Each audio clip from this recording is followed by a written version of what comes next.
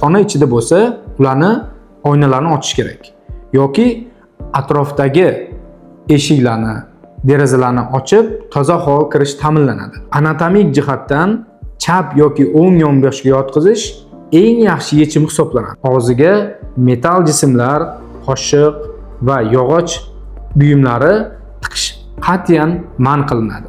Nafasni yo'liga tiqilib, u shu holatdan bemor zarar ko'rishi mumkin. Epilepsiya bo'lganda birinchi nima qilish kerak? Epilepsiya bu bosh miyani xurujlar bilan va hushdan ketish holatlari bilan kechuvchi surunkali kasallik hisoblanadi.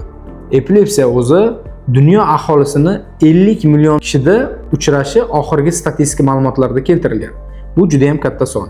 Endi xuruj bo'lganda dastlab yoningizda yoki bo'lmasa o'rtog'ingiz yoki yaqin qarindoshingiz xuruj bo'lib qoldi. Bunda nima qilish kerak bo'ladi?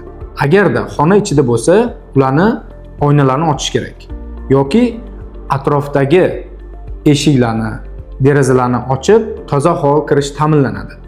Va shkaflar, yiqilishi mumkin bo'lgan holatlar, любой temir yoki bo'lmasa toklar, issiq suv bor joydan uzoqlashtiriladi. Ya'ni xuruj vaqtida bemorning ustiga yiqilib ketish mumkin yoki yordam ko'rsatayotgan paytda bemor yoki ularga yordam ko'rsatayotgan insonlarga yiqilish, kuyish va boshqa holatlarni oldini olish maqsadida shu muhitdan ajratiladi. Endi keyingi holatda esa bemor chap yoki o'ng yonboshga yotqiziladi.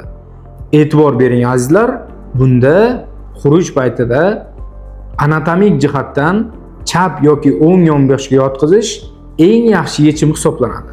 Hech qachon esingizda bo'lsin, og'ziga metal jismlar, qoshiq va yog'och buyumlari tiqish qat'iyan man qilinadi.